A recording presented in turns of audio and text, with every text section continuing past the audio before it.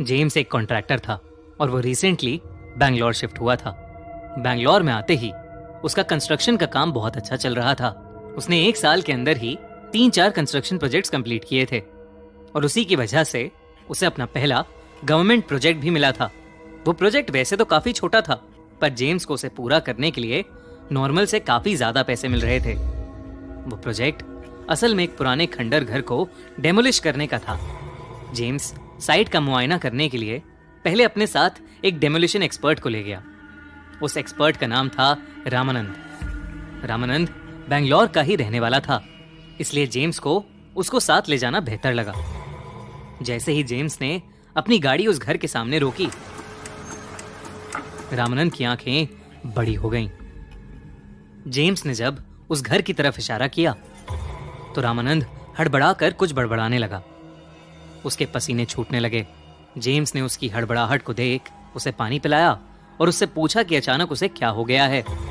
रामानंद ने जवाब में कहा, साहब, इस घर को टेरावेरा हाउस कहा जाता है और ये कोई मामूली जगह नहीं है। ये घर भूतिया है। रामानंद की बात सुनने के बाद कुछ सेकंड्स के लिए गाड़ी में सन्नाटा छा गया, पर वो सन्नाटा जेम्स की जोरों की हंसी के साथ गायब हो गया। जेम्स हंसते हुए बोला, हाँ हाँ, हर खंडर घर में कोई ना कोई भूत तो होता ही है। ये कहते ही जेम्स गाड़ी से उतरकर उस घर की तरफ चलने लगा। वहीं रामानंद गाड़ी से उतरा ही नहीं और गाड़ी के अंदर ही जेम्स को रुकने के लिए आवाज लगाता रहा, सर सर मत जाइए सर, अंदर सर।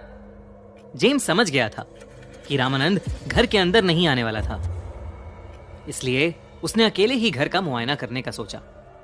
वो घर काफी बड़ा था, पर बहुत ही बुरी हालत में था। बाहर एक जंग खाई गाड़ी रखी थी। सब कुछ ऑब्जर्व करते हुए जेम्स उस घर के अंदर चला गया। घर के अंदर अभी भी बहुत पुराना फर्नीचर था और बहुत सी पेंटिंग्स लटकी थीं, लेकिन सभी चीजों पर धूल जमी हुई थी।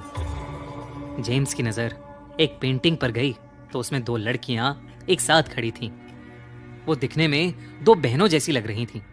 जेम्स का ध्यान पता नहीं क्यों उस पेंटिंग पर ही रुक गया, पर तभी उसे घर के अंदर से पियानो के बजने की आवाज आई।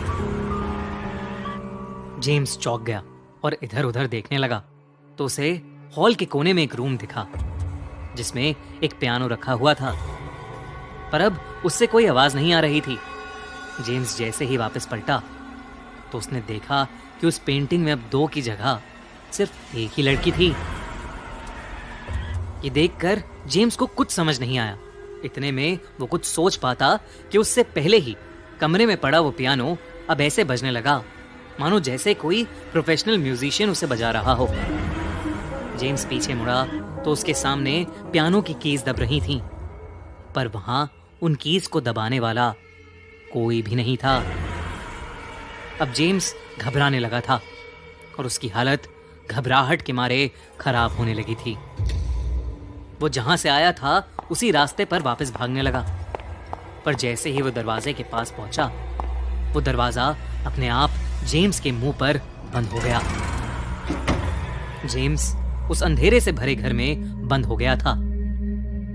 वो जोर जोर से दरवाजे को पीटने लगा।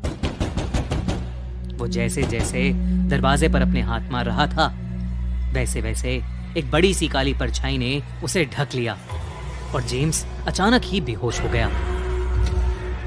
कुछ देर बाद उसकी आंख खुली तो उसके सर पर चोट लगी हुई थी और उसके चेहरे पर किसी के नोचने के निशान थे। जेम्स आंख खुलते ही फिर से दरवाजे को पीटने लगा।